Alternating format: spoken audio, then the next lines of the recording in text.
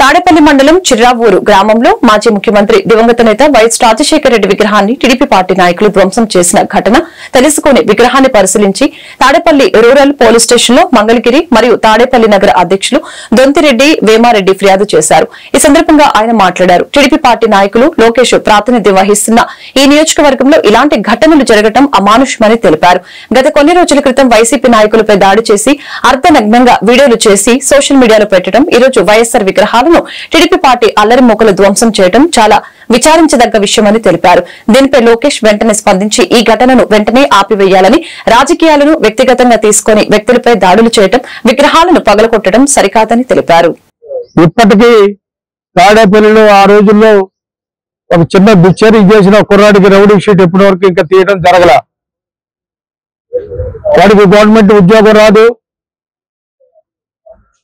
ఎప్పటికి కూడా ఈ కేసులు మీ వెంటాడుతూనే ఉంటాయి. ఈ విధంగా మీ జీవితాలను నాశనం చేసుకోవద్దని ఈ యువతకు మనస్ఫూర్తిగా నేను తెలియజేస్తున్నా.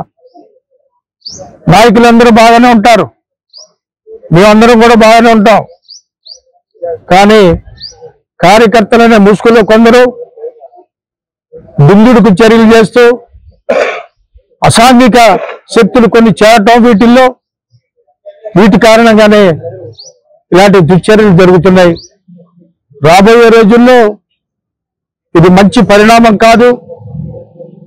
యువత మంచి మార్గంలో నడిస్తేనే మీ కుటుంబాలు బాగుంటాయి, మిమ్మల్ని కన్నా తల్లిదండ్రులు సుఖ సంతోషాలతో ఉంటారు, మీ ప్రాంతానికి మంచి పేరుగా ఉంటుంది. కానీ ఇలాంటి దురాఘాతాలు చేస్తే మీ జీవితాలు బాగుపడు, మీ తల్లిదండ్రులు కూడా మిమ్మల్ని చూసి సుఖంగా ఉండలేరు. అందుకని ముఖ్యంగా కొత్తగా కొంతమంది అల్లరి ముక్కలు విజయోత్సవాల పేరుతో గ్రామంలో భయానక వాతావరణం సృష్టించారు. వారు నిన్న రాత్రి బస్టాండ్ సెంటర్లో గల వైఎస్ఆర్ విగ్రహానికి చేతులు కొట్టడం, అదేవిధంగా దాన్ని పాక్షికంగా ధ్వంసం చేయడం చేశారు. అదేవిధంగా వైఎస్ఆర్ విగ్రహానికి జనసేన టీడీపీ జెండాలను కట్టి కౌంపు చర్యలకు పాల్పడ్డారు. అంతేకాక గత 6 నెలల క్రితం ఈ ఎంటీఎంసీ పరిధిలో చిరావూరు నుంచి చిరావూరు ఎంటీఎంసీలో పరిధిలో ఉండటం వల్ల చిరావూరు గ్రామానికి మెయిన్ రోడ్డు కావాలని ఆ రోజున స్థానిక సాంబశివరావు గారు అందరం కూడా గట్టిగా ప్రయత్నం చేసి 70 లక్షల రూపాయలతో ఈ గ్రామానికి ఈ మెయిన్ రోడ్డుని వేయించడం జరిగింది. దానికి సంబంధించిన శంకుస్థాపనకు సంబంధించిన శిలాఫలకాన్ని రాత్రి ధ్వంసం చేశారు. నేను ఒకటే అడుగుతా ఉన్నా, గతంలో ఎప్పుడు కూడా మన గ్రామానికి 10 అడుగులు రోడ్డు ఉండేది. 35 అడుగులు వెడల్పు మెయిన్ రోడ్డు, 60 అడుగులు వెడల్పుతో సిమెంట్ రోడ్డు పోసా ఉన్నారు. ఈ రోడ్డు ఎవరు పోయించారనేది చరిత్ర అందరికి తెలుసు, అందరికి గుర్తు పెట్టుకుంటారు.